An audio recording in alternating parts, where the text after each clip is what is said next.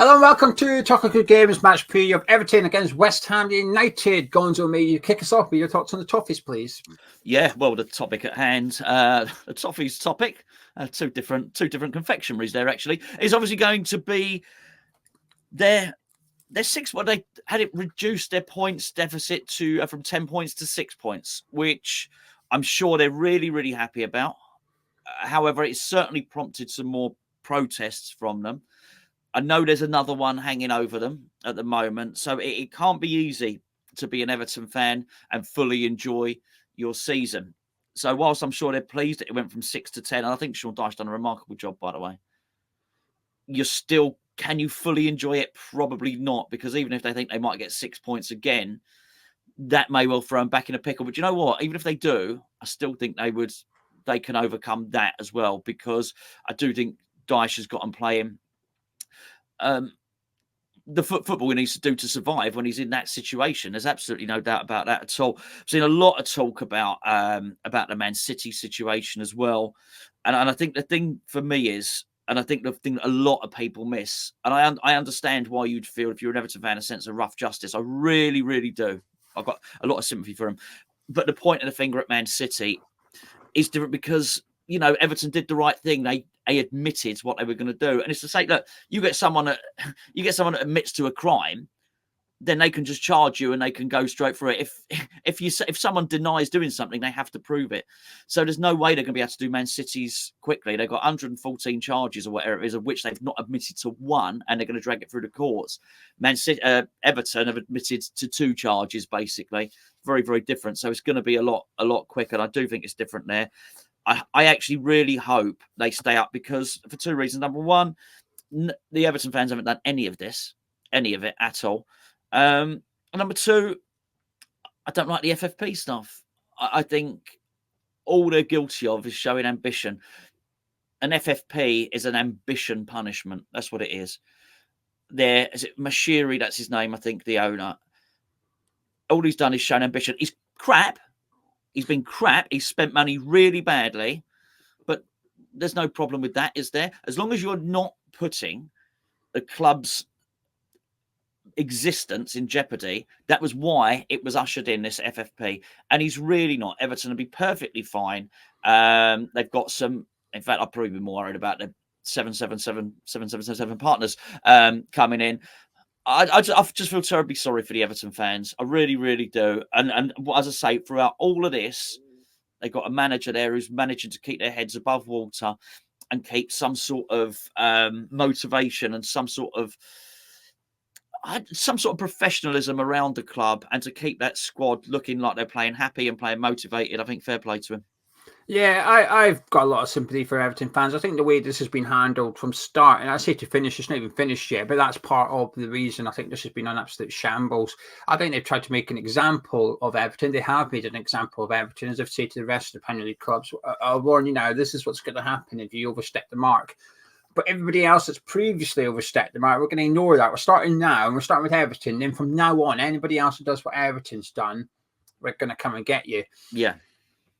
But it just leaves, how are a football club meant to plan? Right now, Everton, how are they meant to plan for next season? How are they meant to do contract renewals right now? Because they might get, well, looking at the table now, they think 5 points will be okay for next season. Yeah. But they've got the second one hanging over their head where they might get punished again. So how are they cannot possibly plan. And a lot of the things that as a result of lack of planning are financial. So Everton might have financial strains on them at the minute because they can't plan for the future, which is, well, ironic really, because they get punished for financial reasons. You said Everton will be fine. I think they'd be fine as long as they remain in the Premier League. If they get relegated, different kettle of fish. Sure. But again, so what they're going to do, they're going to punish Everton, points deduction, which results in relegation, which results in Everton financially struggling. The whole thing's bonkers. And I think something has to come in, and there needs to be a level of regulation, but I just don't think this is it. I think it needed to be announced that in 5 years' time we're going to start our regulation. It's like UEFA brought in their changes, but it's staggered. It's like, right, for the next few seasons it's 100%, then it drops down to 80%, but you've got enough warning to start to get your house in order so that when you do come into the new regulation period, you're set to go. You know, the Premier League rules change again next season. That's it. Next season, we'll change them for the next season. Hang on a minute, what's going on here? It's just got to the point where fans don't know what's going on. Now, we don't necessarily need to know what's going on. It's not up to us. It's to the people at these football clubs that are in charge of the purse strings. They need to know what's going on. But you know, at times there's a bit of a laugh. You don't even know the offside rule anymore when things happen. Well, actually, when it comes to sort of the financial part of the football club, it's a bit like, I don't get it. And I've tried to understand it. I've actually made an effort to work out what's going on, and I've listened to what's going on at Everton. And I think I have a grasp of it, but I just still don't have a full understanding because it seems to be changing on a regular basis. They've got it reduced down to 6 points. Brilliant. But that just points out again, well, why was it 10 in the first place and not 6 in the first place? I think there was always this feeling of confidence from Everton that on appeal it was going to be reduced. But this is where the whole thing just gets crazy, because if Nottingham Forest, they're the next club to be getting dragged across hot coals. It's going to be wrapped up by April, so that if they do get a points reduction, they get it now in this season. Yep. But again, how are Forest meant to plan for next season? If a player needs a contract, sorry, maybe we don't know if we're going to be a Premier League club or a Championship one. We're waiting on to find out if we're going to get punished or not. And then when we do, we might appeal it, and it'll go on until the end of May. It's just the whole thing's just barmy. And I get why they want to punish clubs within the same period that they've committed crime. I think that is good. I think that makes sense. But what it does do is it just creates complete uncertainty for everybody. Yeah. You know, as Thomas Frank, I think it was Thomas Frank, was speaking about Everton and that. And it was Rob Edwards, sorry, was speaking about Everton because Luton were above Everton at this point. And he said, we're just assuming Everton get 10 points. We're looking at the league table with Everton plus 10 because we're assuming that's going to happen. We're assuming Nottingham Forest time. And that's the only way you can go about it. But it's easier for Luton and anyone else in the relegation battle like Brentford to look at it like that. But when you're Everton, Nottingham Forest looking at it, it's just, I don't know, the whole thing. And the fact that it is deemed a crime. I mean, the crime of spending £50 million on Iwobi, that was the crime. But you know, I just think it's just bad. It's really bad. It's bad sport, quite frankly. Right then, Everton as it is, minus point deduction. We'll take that into consideration actually to some extent because they're just outside the relegation zone. Gonzo 5 points above the relegation zone. However, 1 win in 13 games. That came in the FA Cup against Crystal Palace. But if you want to look at another side, they've only lost 1 in 5, which was against Manchester City. So they're picking up, say, point by point. They're maybe picking up at the minute. So they're just above the relegation zone. Do you think they'll be all right? Yes. Assuming they don't get a point reduction. No, I would go as far as to say, even if they can probably handle another 5 or 6 points reduction, and I still think they'll be all right.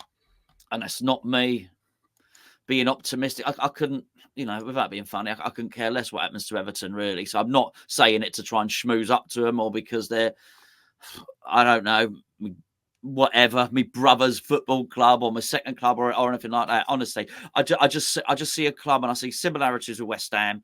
I think they've had a bit of a rough ride, but I think they've got enough in their manager and with some of the players at their disposal that I just think I think they'll be all right. I think even with another one, as long as it's not 10 points, I think they can probably handle 6. I don't know why that's in my mind. Maybe it's just because that's what they've just had done. I think there will still be 3 worse teams from them than them, basically. Yeah, I agree. I think they'll stay up. I also think 6 is a fair number. And I think part of the reason you say 6 is because they're currently 5 above the relegation zone. So you think 6, they'll just drop in, but they should still have enough to get back out again. Yeah. I agree with you. I think they'll be okay. And I think to some extent, there's maybe sort of light at the end of the tunnel for Everton fans in the sense that they should survive this season, even with a 2nd points deduction.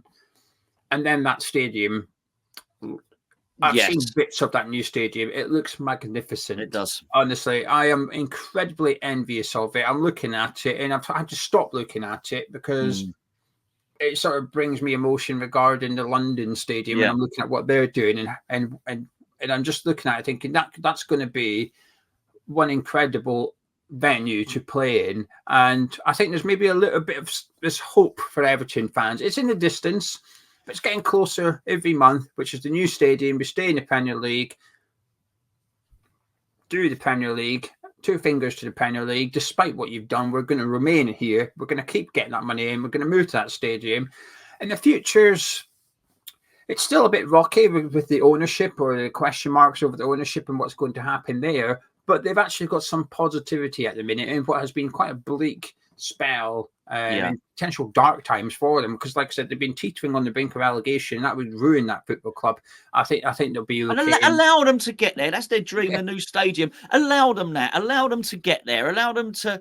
Otherwise, what's the point? What they're basically saying is you can't spend as much as these top clubs, so you can't get near them. And actually, we're just going to cut your legs out from underneath you just before you get to your new stadium. It's poor form. I've got to say, I look at this and I see nothing but Everton being the victims and the Premier League being the villains on this. Yeah, but I don't go along with a conspiracy theory about the Man City ones for the reasons that I said at the start. You know, that's going to take a long time, because they're denying it, and there's so many charges. So I just don't think it's the same thing. And I do think they will get done, City. It's just it can't be done quickly. But I understand why they feel there's rough justice. I do think that Everton are the victims in this. Yeah, I completely agree. If anything, Everton's...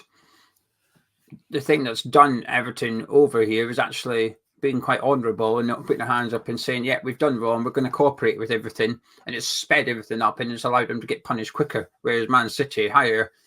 There's got to be some value for trying, though, isn't there? Look, we're trying. We're trying to build the new stadium. We're trying to get bigger. We're trying to do this stuff. We tried to sell Richarlison a little bit quicker, but, you know, Tottenham, Daniel Levy is to blame. All of this stuff, we're trying.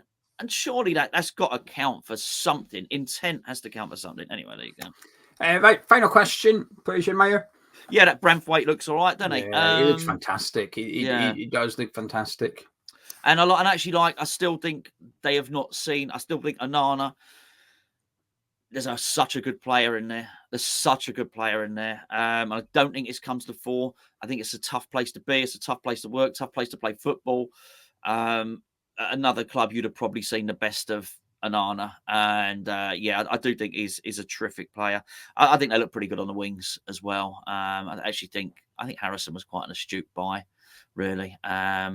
He's always seems more skillful than I assume he is, if that makes any sense. And McNeil is exactly, well, clearly he's a Dyche type player because he's played for him twice, but he gives them that determination in tracking back as a really good defensive winger and looks pretty damn good going forwards as well. And I think they've got the right guy in Tarkowski there at the back as well, next to what's his features. So, yeah, I think they've got a lot going for him.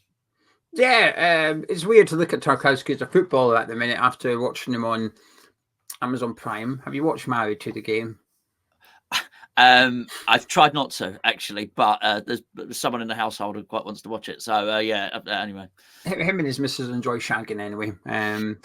So that's on here. Do you know something? He came across all right. It's more about the other hash rather than the footballers themselves, but he was one of those involved. He came across fine enough anyway.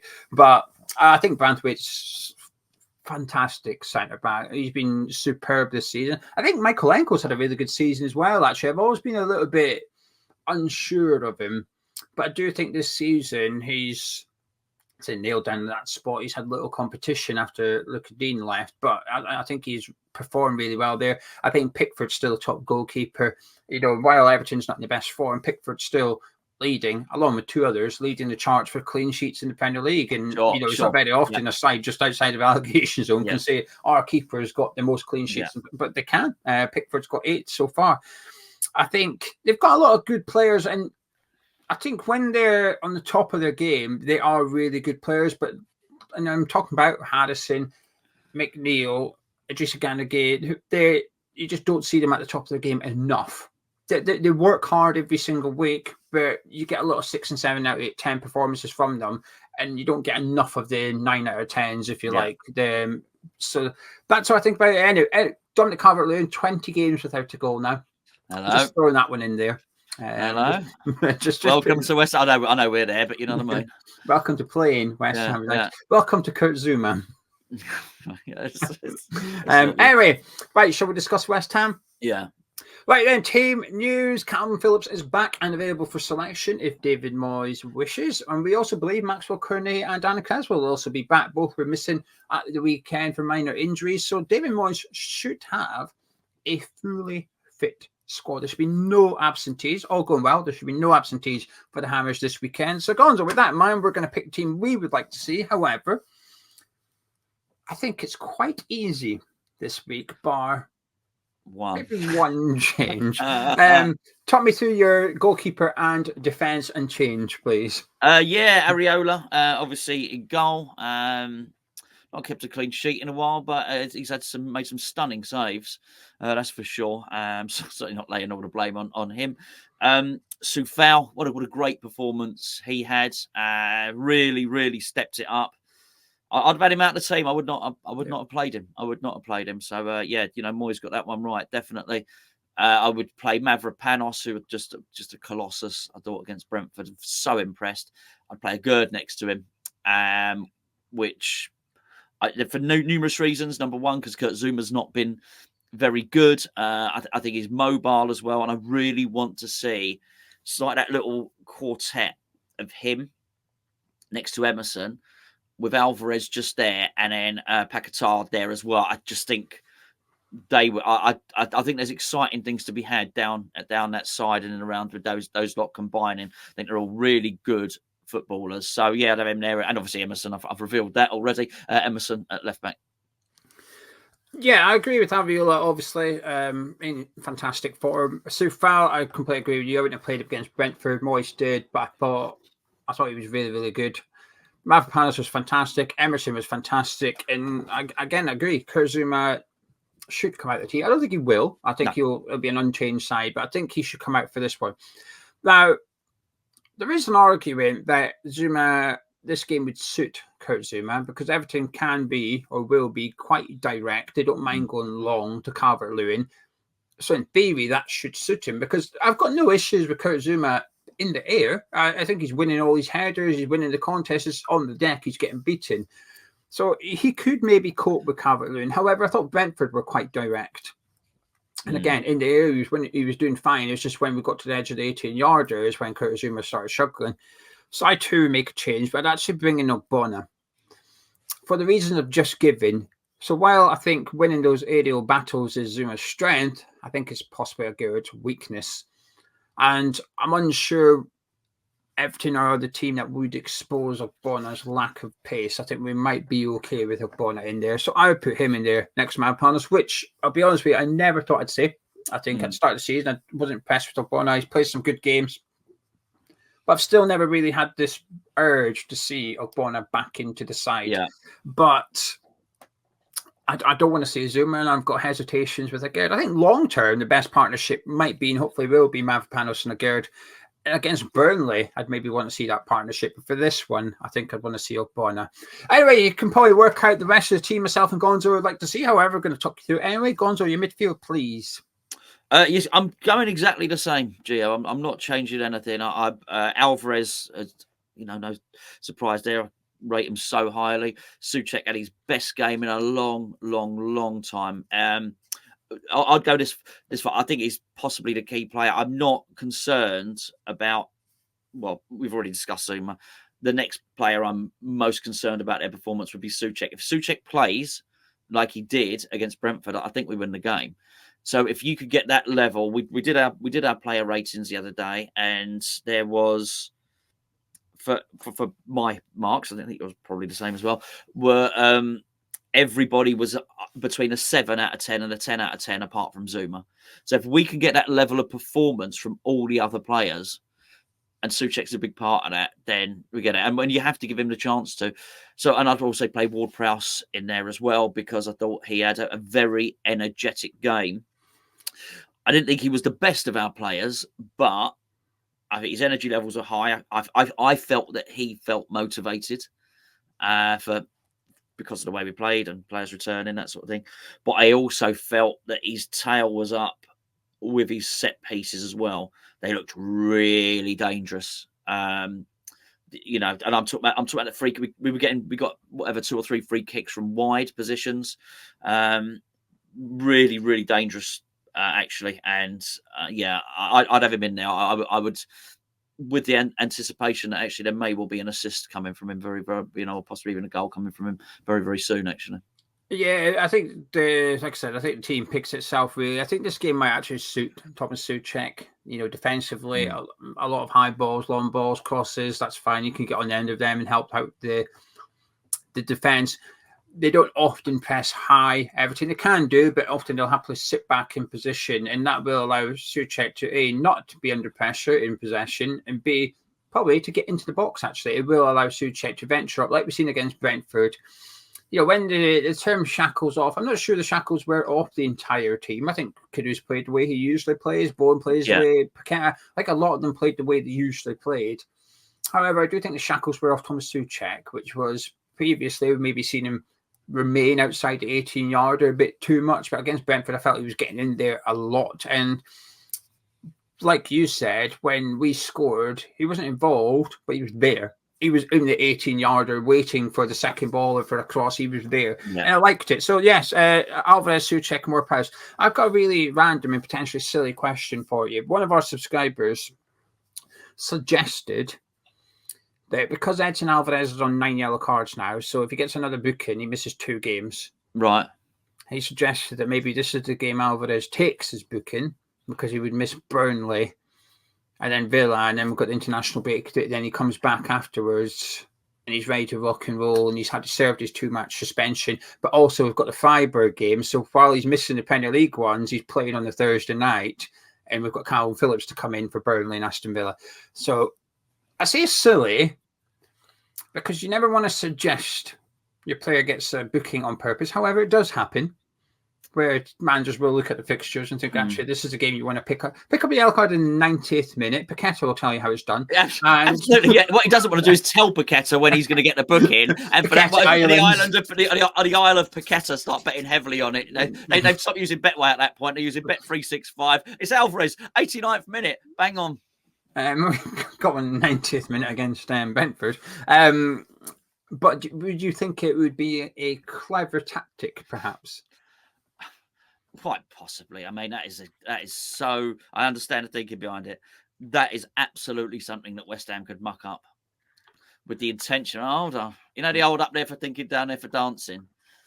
I could understand them thinking, we've got a kind of cunning ploy here. Actually, I think what we're going to do is do that, and just us mucking it up. It ended up being a red card, whatever. It's in the wrong stuff. I don't know. It gets leaked that we've intended on doing it, and when we're up, we get a points deduction. Honestly, I think if there's any club can muck that up, it's West Ham. I think we've got, irrespective of everything that's happened, the one area we do have to cover in is defensive midfield. Crack on, play your games, and let's just hope that when that does happen, Phillips can jump in and fill the gap in. But I do understand why he's saying it. I just don't think we can execute it. When I read the comment, I thought, you know what? I quite like it because it makes sense. So that we should be able to beat Burnley at home without Edson Alvarez. If we can't, we've got big problems. And Phillips should be able to come in for that game and cover for him. Sure. And it would mean that Alvarez is rested up for the 2 Europa League games as well, in between the Premier League ones he's missing. So I thought, you know what? I quite like this plan. And I see what I say.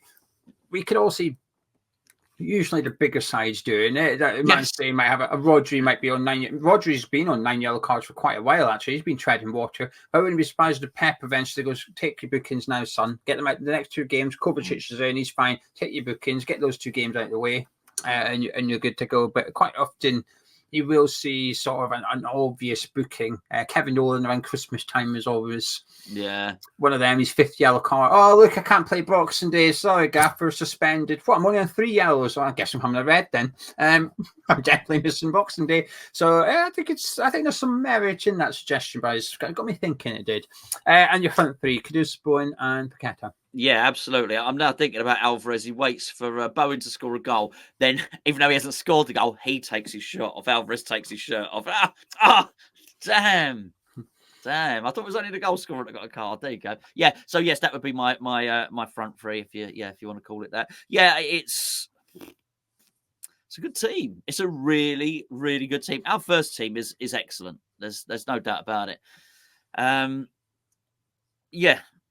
There's no one else that you'd even consider playing there, really. But it looks like a strongish bench where there's a couple of players in terms of Phillips. I know people will laugh because of his start, but I still do think he's a good player. you know, and Antonio, and I know he hasn't been brilliant, but those are good options for Moyes to use from the bench as well, and he'll have a good centre half on there as well. Well, you do. Yeah. You've got Ben Johnson, who's in good form at the minute, Yes, he is. and Kone, while he's not in good form or working, he's still a good player. So in theory, you've got Antonio, Ings, Kone, and then Calvin Phillips, Ben Johnson, say Gerdon, Ogbonna, Creswell, Mubama. You've got a lot of experience on there, but you've also got balance, which isn't something I can really. I don't feel like I've not felt like that all season. West Ham's bench. I mean, on Monday with 3 strikers on there with Antonio, Mubama, and Ings. If it works, it's great. Geo, if it works, Moyes can turn around and say, there you go, I was right to sell those 2. And actually, this was the right balance of squad, even though it's, you know, a small squad. This, you know, we can only, all of us can only judge that with the hindsight of time, can't we? But when it looks like this, it looks okay. But when we get a couple of injuries, our squad looks really dodgy. Yeah, right then. Just want to point in the direction of Match Bingo, who is sponsoring this video. You can download the app in the description below, and you can sign up as well. It's free to download and free to sign up, and there's free to play games on there, including Bingos, where you need 15 teams to score a goal in the weekend. It pays out first line, second line, and full house as well. We've already had at least 5 winners on Hammers Chat. Subscribers to Hammers Chat have won at least 5 years, 6 years, maybe even 7, 8. I don't know. Maybe other people haven't told us as well. We've had quite a few winners on Match Bingo. It combines one of the oldest traditional games as well as your favourite sport. You get a game card. So for the Everton West Ham game, it's £2 per card. Please gamble responsibly, but that's why it's priced at £2 per card in order to encourage responsible gambling. You need to be 18 plus to download the app as well. You pay £2. You will need 3 things to happen between the game, which usually includes minutes of goals scored or a booking. And then you need 6 West Ham things, which could include a throw-in, a corner, taking kickoff, hitting the woodwork, a left-footed goal. Good chance that will happen. You also need 6 Everton things as well. So do get involved. Links in the description and pinned comments as well. And thank you to everybody that has signed up so far. Last week, myself and Gonzo got a little email on Friday saying, congratulations, you were #1 for Premier League downloads this week. So it felt good. We felt good. We're doing all right at this. Do you know what was almost even better than that? Was during that game, and I was watching me Match Bingo, and it got to the end, and all I needed was a card, any card, and it was the 87th minute, and actually Alvarez got on the 89th minute. I would have won a oneer, and it was a free to play game as well. So so close. But honestly, got to the end of the game, and I was watching me Match Bingo. Come on, just someone hack someone down, or take your shirt off, whatever the case may be. Well, you might get that this week. If you need a card in the 89th minute, you might get your Alvarez card again. But I needed West Ham to do a 4 substitutions. I'd given up before the thing had even started. That's not happening, is it? I needed injuries, basically. Right then, Gonzo, we beat Brentford, but it still feels like this is quite a big game because it could very quickly go back to what it was before Brentford, which is we slipped down the table, but we win it. We could go a minimum of 7. Which would be magnificent. We need to go on a little run now. We really do. We need to beat these teams and then get an unexpected win in the run of fixtures afterwards. And we're back in there. We're back in the mix. I feel it's amazing what a win can do for you. And football's never been any different to me. It's up and down. I'm buzzing when we win and depressed when we lose. And that's just, look, I'm not far from on my own there. That's the nature of a football fan, I guess. And, you know, I go from being doom and gloom to a land of hope and glory, really, quite frankly. And so I said I did upload a video this morning, and I said in that, I wasn't even bothered. I didn't even do a video ahead of the Europa League draw. I honestly, I could not be bothered. I wasn't motivated. I was down in the dumps about it. And then we got Freiburg, and I thought, whatever, because I was on a bit of a downer with West Ham. We go and play like that. The Brazilian Magnifico comes back, and I'm thinking, Freiburg. Wonder if we get. Oh no, you know, obviously, you know, I think we'll probably get Leverkusen or whatever. But I'm feeling positive now, Geo. I'm feeling positive, and this is part of the sort of recuperation, if you want. This game is massive, as you say. It is a very, very important game. And we just maybe, you just don't know how this is going to go. We spoke about it ahead of the Brentford game, which are we playing Brentford at a good time or a bad time? And we were actually speaking about Everton then.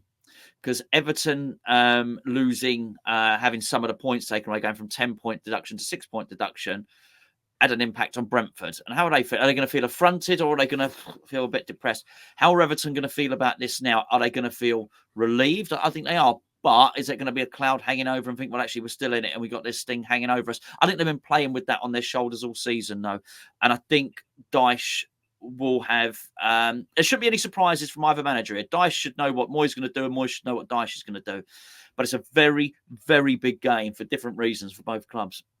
Yeah, I think the next four are pivotal to the rest of our season, really, because we've got Everton away, the 2 Europa League games either side of Burnley at home. And if we can get 6 points, and it won't be easy, but if we can get 6 points, suddenly with 10 games to go in the Premier League, we're in a good position, regardless of what Brighton do, Man United do. But I'm watching a lot of the teams at the minute around us, and everybody's dropping points. Man U are dropping, but they just got beat at home to Fulham. Then you're watching Brighton struggle against Everton. It was Everton I watched them against, and there's teams around us. Wolves as well. They look like they're in good form, but when you feel like Wolves are in good form, you look at the form. Actually, they're also losing points. Everybody's dropping points in this mini league we're in. So if you can pick up 2 wins in a row, I'd be surprised if out of Newcastle, Brighton, Man U, and Wolves, teams, and Chelsea, the teams around us, I'd be surprised if they won 2 games in a row, any of them. And that bit of the league is so tight at the minute. It's up for grabs. Anyone can have it. Anyone can have 6. Anyone can have 7. But also anyone can finish down in 10th and 11th as well. And this is where I think if you can get these 2 wins in the Premier League, you can then take on Aston Villa with a little bit of confidence. If you've got 3 wins in the Premier League back to back and you're through in the Europa League, suddenly you face Villa thinking, you know what, we've got a chance here. At the minute, I'm not looking forward to that Aston Villa game. But the next 2 games will dictate how I'm feeling for that one. And I know football is a fickle game, it is. But also, we can't ignore the statistics behind Lucas Paqueta. I didn't know how bad and how good they were. How bad it is. 7 games like Paqueta in Premier League, no wins, right? I assumed that might have been the case. But 19 with him, and we won 11. That's a big number of games. That doesn't take into consideration the draws either. Yep. It's not like we've lost the other 8, but 11 wins out of 19, that's a big number. And Paqueta's back, and he's in form already. Sometimes players are a little bit rusty, and he looked a little bit, in the second half, I thought he looked like he'd been injured for a little while. He faded, but in the first half, there was no rustiness. He looked like he was just in prime condition. He was moving the ball about. The rest of the team had a little bit of swagger having him back in it, and I thoroughly enjoyed it. We go to Everton now, and I can look forward to the game. I was dreading this game last week. Now, after Monday, I'm looking forward to thinking, hello, we can get a win here. Even 4 points out the next 2. It's not ideal, but it's certainly not a crime. But we've got a chance now of putting ourselves in a good position going into the international break where we can have, we've just spoke about Everton. You're not allowed hope. We're robbing that. The Premier League, we're taking that from you. Yeah. But actually, Moyes and the boys, you can take hope and say to West Ham, there you go. There's a little bit. We're in the quarterfinal of the Europa League and we're in the top 7 of the Premier League going into the international break. That is what's up for grabs in the next few weeks for West Ham. And it's a really good position to be in. Starts on Saturday. Are you confident? No, but I am hopeful, and I think we can win. But yeah, I think we are playing a very well-organised team who have shown that they're absolutely capable of coming through adversity, and they've got wins against better teams than West Ham this season. So I think whilst we have got some wonderful attacking players, they've probably seen off other teams that have got wonderful attacking players. So, and I do think we do have a chink in the armour at the back. We're not very good at keeping the ball out the back of our own net. So, no, confident would be the wrong word. Yeah, I'm optimistic. Everton are finding it difficult to win, clearly. But they are still picking up a point. They are still difficult to beat at times as well. Like I said, statistics, you can look at them either way. 1 win in 13. And that was an FA Cup against Crystal Palace, but they've only lost once in the last 5, and that was against Manchester City. They were very close to beating Brighton. I'm trying to think who scored the equal. I can't remember. I watched the game as well because Brighton went down to 10 men for that tackle. by Billy Gilmore. Was Onana, wasn't it? I think, was it? Yeah, it was Onana, who hasn't started in the last couple of games, and he came off the bench against Crystal Palace, has scored that equaliser at the back post. So he worries me if he starts. I think him and Decore, weirdly, are their two most attacking threats, and probably third. I'd probably put Tarkowski down as their third. I fear. Well, over half their goals have come from set pieces, I believe, in this season. I think it was 50% prior to the last game against Crystal Palace, and they scored from a set piece in that one. But obviously, they scored against Brighton. But so half their goals this season have come from set pieces. So Tarkowski worries me more than Dominic Calvert-Lewin. Now, that might come back and bite me in the arse, but there's a striker there with no goal in 20 games, right? Tarkowski at this point worries me more than he does. I'm optimistic, Gonzo. I think it'll be a tough game. It'll be hard to beat them if we do beat them. But at the same time, they're not in good form. They're not in good nick. They're outside of relegation, as I say, for a reason. Yeah, the Premier League nicked some points off them. But at one point, if you'd given them their 10 points back, I think they would have jumped into the top half of the Premier League. But now, recently, the form's not been there. Anyway, I think I know what we're both going to go for here. But can I get any final words in your score prediction, please? Okay. Yeah. Look, I'll write it down. I'll write down your guess. Okay. Go on then. Yeah. So I think. I really hope that Moyes can sort of grasp the nettle on this. He must have enjoyed. Whilst I was pleased. He didn't gloat about it, and I was pleased about that. And I thought, please don't gloat in the after-match press conference. You know what I mean? But he must have enjoyed it. He must have enjoyed the accolades. He must have enjoyed his press conference. He must have enjoyed scoring the goals. It must have been a happy place to be. The dressing room afterwards. And so much of that was down to the fact that we created some chances and scored some goals. So I hope he wants more of the same, and I hope we do that. There was a part of me that wanted to almost to predict 3-1, but it's just me getting carried away with the moment. And so I just can't do it. Realistically, I've got to think about who we're playing here, and they are tough to beat. And for that reason, I'm going for the most boring of scorelines, I'm afraid, Geo, and that's 1-1. Show me a bit of paper. Oh, fair enough. Yeah, I'm also going 1-0. I think they're hard to beat. They're not in good nick at the minute, but do you know something? Either way, no. I speak about form. Our form is still bad. The last 5 games in the Premier League, they've got 4 points. We've got 4 points. We've won on Monday. That is good. It's one game. It is significant. I know people say, well, you can't hang your hat on that one victory, but I think you can, because Lucas Paqueta was back and he wasn't available for the other games. There's a significant difference there. But I also believe there's a significant difference coming with Everton, which is Onana, if he's fit and firing, ready to go, because Dyche has handled him carefully after his injury and he started with Gay and Garner in midfield. Yeah. I wouldn't be surprised if this one he thinks I've got to put Onana in there, because we concede goals, and I think we'll concede on Saturday, and we'll really play a side that's tough.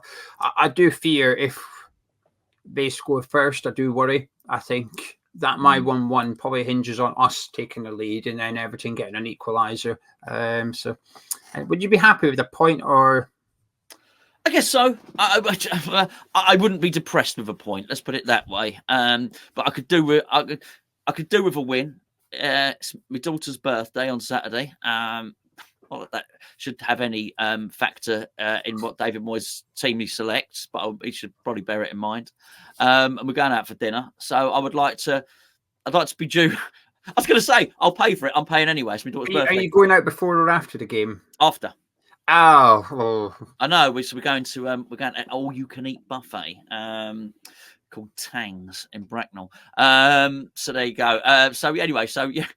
I'll probably make it. I'm generous. West Ham have won. Eat everything you want, kids. They can do so anyway. But yeah, we're going there purely based on the marshmallow chocolate fountain. But it's Jessie's birthday, and she can choose where she wanted, and that's what she's chosen. So, it's a family day. Do you know what I mean? So I hope David Moyes doesn't ruin it. Anyway, there you go. If you enjoyed this preview, please do drop a like on it by clicking thumbs up. Helps out the video, helps out the channel. Subscribe if you're new to Hammers Chat. You enjoyed the video. Also download the Match Bingo app. Links in the description and pinned comments. Get involved. £2 per game for the Everton West Ham game, and someone may win 100 quid. There's also £25 and £50 up for grabs as well, but 50 quid for the full house. Myself and Gonzo will catch you on Saturday before he goes to an all-you-can-eat buffet. See you then.